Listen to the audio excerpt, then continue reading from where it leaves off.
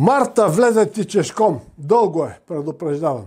Един човек търси къщата ни, каза тя, и иде, нисък, дебел, гърбушко, главата му гола като голия, като яйце, преплита кривите си крака, клечки и иде. Влезе и арабчето, запахтяно. Не ми харесва видът му, ще му затръща вратата. Ще дойде и този да ни обърка всичко. Исус се изблещи на арабчето. Какво се боиш? Каза той. Кой е той да му се боиш? Отвори вратата. Арабчето му намигна. Изгони го, прошепна му то. Защо? Кой е той? Изгони го, повтори арабчето. И не питай. Исус се ядоса. Не съм ли свободен? Не правя ли каквото си искам? Отвори вратата. В това време на улицата се чуха стъпки, спряха, на вратата се почука. Кой е? Попита Исус и изскочи на двора. Един пратеник Божий, отворете! Чу се тънък пресеклив глас. Вратата се отвори, един нисък и дебел гърбушко, плешив, млад още, стоеше на прага, очите му горяха, двете жени, които бяха изтичали да го видят, се дръпнаха назад. Радвайте се и ликувайте, братя, каза гостът, като отвори обятията си. Нося ви добра вест! Исус го гледаше, мъчеше се да си спомни, беше ли го виждал някъде, студени тръпки полазиха по тялото му. Кой си ти? Някъде, струва ми се, съм те срещал. В двореца на Каяфа ли? На някое разпъване ли? Арабчето, свито в един ъгъл на двора, се изкиска. Ами, че той е Савел, Шаул, кръволокът. Савел ли си? Попита Исус ужасен. Бях, не съм вече Савел кръволокът. Видях истинската светлина. Аз съм Павел. Православено да бъде Божието име. Спасих се и тръгнах да спася света. Не Юдея, не Палестина, а целия свят. За добрата вест, която нося, са нужни морета и далечни градове, голям простор. Не клати глава, майстор Лазаре. Не се усмихвай, не се присмивай. Ще го спася. Аз ида оттам, откъдето ти отиваш, юначето ми. Отвърна Исус. Когато бях млад, като твоя милост, помня, бях тръгнал и аз да спасявам света. Ами, че нали това значи да си млад? Да искаш да спасиш света. Обикалях бос, дрипав, препасал ремък с пирони, като някогашните пророци и виках любов, любов и много такива, дето не искам вече да си ги спомням. Подбраха ме с лимонови кори, строшиха ме от бой, за малко да ме разпнат. Същото ще си изпатиш и твоя милост, момчето ми. Беше се разпалил. Забрави, че се правеше на майстор Лазар, разкриваше тайните си на чужд човек.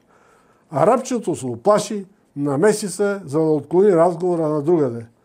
Не му отговори, господарю. И аз искам да му кажа нещо. Остави ме да му поговоря. Обърна се към новодошлия. Не си ли ти твоя милост, проклетнико, дето уби безчестно Мария от Магдала? Кръв капе от ръцете ти. Пръждосай се от този почтен двор. Ти ли? Ти ли? Възкликна Исус настръхнал. Аз, отвърна Павел и въздъхна тежко. Удрям се по гърдите, раздирам дрехите си и викам, прости ми, виновен съм. Получих указания да убивам всеки, който престъпваше Мойсеевия закон. Убих когото можах. И се завръщах в Дамаск, но ето че, изведнъж, от небето падна гръм и ме събори на земята. Силният му блясък ме заслепи, не виждах и над главата си чух изпълнен с жалба глас. Савле, Савле, защо ме гониш? Какво ти сторих? Кой си ти, Господи? Извиках. Аз съм Исус, този, когото гониш. Вдигни се, иди в Дамаск и там моите верни хора ще ти кажат какво да правиш. А аз скочих прав, треперещ, очите ми бяха отворени, но не виждах. Хванаха ме другарите ми за ръка и ме отведоха в Дамаск. И в къщурката, където отидох да отседна, дойде един ученик на Исус, Анани, да е жив и здрав. Сложи ръка на главата ми и се помоли: Христе, върни му светлината, да обикаля света, да разгласява добрата вест. И що ми изрече това? Люспите паднаха от очите ми, видях светлината, кръстих се, станах Павел, апостолът на езичниците, разгласявам по суша и море добрата вест. Какво блещеш очи и ме гледаш?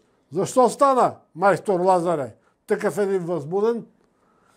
Крачеше Исус напред-назад из двора с стиснати умруци, спяна на уста, видя жените, които стояха пребледнели във ъгъла, видя децата, които плачеха, хванали се за майките си. Махайте се, заповяда им той. Оставете ни сами. А рабчето се приближи раздразнено, за да го заговори. Но той го отстрани ядосано. Не съм ли свободен? Каза му той. Не издържам повече. Ще говоря.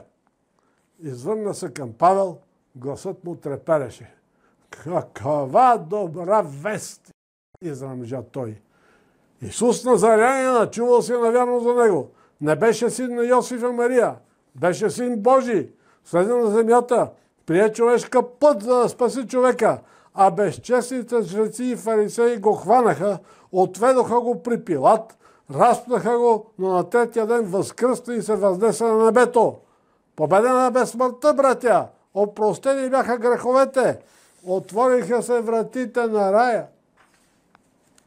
Ти видя ли го възкръснал Исус, Назаретянина?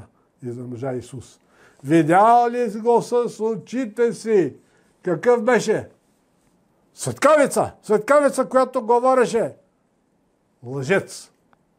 Видели са го учениците му. Събрали се след разпъването в един таван, вратите били затворени и изведнъж той дошъл и застанал пред тях и казал: Мир вам, шалом. Всички го видели и очите им са заслепили. Тома не повярвал, турил пръст в раните му, дал му да изяде и една риба. Лъжец. Но Павел се беше разпалил, прегърбеното му тяло се беше изправило, очите му блестяха. Не е роден от мъж, а майка му е била девица. Слязал ангел Гавриил от небето и казал: Здравей, Мария! И словото паднало като семе в утробата й. Така е роден. Лъжец. Павел замълча очудено, стана рабчето, мандало са вратата, съседите бяха чули виковете, открехнаха вратите си и нададоха ухо. Двете жени отново бяха излезли на двора, изплашени, но рабчето пак ги запря вътре. Исус се беше разгорещил, не можеше вече да удържи сърцето си. Приближи се до Павел, сграбчи го за рамото, разтърси го. Лъжец, извика той. Аз съм Исус Назаретянина. Никога не съм бил разпнат. Никога не съм възкръсвал. Син съм на Мария и Йосиф, дърводелеца от Назарет. Не съм син Божий и аз съм като всички, син человечески. Какви са тези богохулства? Какви срамоти? Какви лъжи? И с такива лъжи ти се осмеляваш да спасиш света, безбожнико. Ти ли? Прошепна Павел смаян. Докато майстор Лазар говореше и се пенеше, той беше забелязал на ръцете и краката му синкави белези като от гвозди и още една рана върху сърцето му. Какво въртиш очи? Извика Исус. Какво гледаш ръцете и краката ми? Тези белези, дето виждаш, ми ги наби Бог. Бог или лукавия? Още не мога да разбера. На сън. Сънувах, че съм разпнат и ме заболя, но нададох вик. Събудих се и се успокоих. Каквото трябваше да изстрадам наяве, изстрадах го на сън и се отървах. Мълчи, изръмжа Павел и стисна слепоочията си, за да не се пръснат. Мълчи! А къде ти да замълчи Исус? Сякаш с години му се бяха трупали в сърцето тези слова и сега разтворило се беше сърцето и те се изливаха. А рабчето увисна на мишницата му. Мълчи, казаше му то, но той с един замах го запрати на земята. Обърна се към Павел. Да, всичко ще кажа, да ми олекне. Каквото трябваше да изстрадам наяве, изстрадах го на сън. отървах се и дойдох в това селце под друго име, с друго тяло и живея човешкия живот. Ям, пия, работя, правя деца. Стихнаха големите пожари. Станах и аз един кротък, спокоен огън. Свих се край огнището, а жена ми изготвя яденето за децата ни. Тръгнах да завладея света и хвърлих котва в това домашно корито. Това е. Не се оплаквам. Син человечески съм ти казван. Не съм син Божий. И не обикаляй по света да разгласяваш лъжи. Ще се вдигна и ще кажа всичко. Истината. Сега вече и Павел избухна. Запуши вече тази безсрамна уста. Извика му той и се нахвърли върху него. Мълчи да не те чуят хората, че ще им се пукне жлъчката. В този свят на разложение на неправда и бедност Исус разпнатия, Исус възкръсналия е единствената утеха за честния и онеправдан човек. Лъжа или истина, какво ме е на мен? Стига да бъде спасен светът. По-добре светът да се погуби чрез истината, отколкото да се спаси чрез лъжата. В сърцевината на такова спасение седи великият червей, сатаната. Какво ще рече истина? Какво ще рече лъжа? Истина е това, което придава криле на човека, което ражда велики дела и велики души и ни издига с цял ръст над земята. А лъжа, това, което подрязва крилата на човека. Няма ли да мъкнеш сина на сатаната? Такива са, като твоите и крилата на Луцифер. Няма да мъкна. Не ме еня мен за истини и лъжи. Видял ли съм го, не съм ли го видял? Разпът ли е бил или не е бил разпът? Аз с упорството, с копнежа, с вярата създавам истината. Не се мъча да я открия. Изкалъпвам я. Измайсторявам я по-голяма от ръста на човека и така правя човека по-голям. Нужно е, чуваш ли? Много е нужно, за да се спаси светът, да бъдеш разпнат и аз ще те разпна, щеш, не щеш. Нужно е да възкръснеш и аз ще те възкреся, щеш, не щеш. А пък твоя милост, седи си тук в сърцето си, майстори си люлки и корита и деца, ще накарам да го знаеш, въздухът да приеме твоя образ, твоето тяло, тренения венец, гвоздиите, кървищата. Всички тези неща се включиха в оръдията на спасението. Не може вече без тях. И безброй очи, чак от края на света ще се вдигнат и ще те виждат разпнат във въздуха. Ще плачат и сълзите им ще пречистват душата им от всички грехове. Но на третия ден ще те възкреся, защото без възкресение няма спасение. Последният, най-ужасният враг е смъртта. Ще я затрия. Как ли? Като те възкреса Исусе, Сине Божий, Месия. Това не е вярно. Ще се вдигна и ще извикам. Не съм бил разпнат, не съм възкръснал, не съм Бог. Защо се смееш? Викай, като си нямаш работа. Не ме е страх от теб. Нито пък ми трябваш вече. Търкулна се колелото, което ти завъртя. Кой може да го спре? Сега. Вярно е, че по едно време, когато ти говореше, дойде ми да се нахвърля върху теб, да те удуша, да не би да разкриеш кой си и горките хора да видят, че не си бил разпнат, но бързо се успокоих. Викай като щеш. Ще те сграбчат твоите хора и ще те качат на кладата, задето богохулстваш и ще те изгорят. Аз изрекох само едно слово. Само една вест донесох. Любов. Любов. Нищо друго. Казал си любов и си отприщил всички ангели и демони, които дремят в недрата на човека. Това не е както си мислиш. Проста, кротка дума. В нея има много кръв и войски, които се избиват едни други. И горящи градове. Реки от кръв, реки от сълзи промени са лицето на земята. Дери си сега гърлото, колкото си щеш и викай. Не исках да кажа това. Не е това любов. Не се избивайте, братя, сме всички. Спрете. Къде ти да спрат нещастнико? Свърши вече. Смееш се като демон. Смея се като апостол, аз ще стана твой апостол. Щеш, не щеш. Аз ще измайсторя и теб, и живота ти, и учението ти, и разпването ти, и възкресението ти, както си искам. Не те е родил Йосиф дърводелецът от Назарет. Родихте аз, Павел, писачът от Тарс в Киликия. Не искам, не искам. Кой те пита? Нямам нужда от твоето разрешение. Какво се бъркаш в делото ми? Исус се тръщна върху патара на двора, свря отчаян глава между коленете си.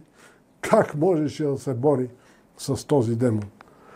Как може да бъде спасен светът от теб, майстор Лазаре? Павел застана над сломения Исус и му заговори пренебрежително.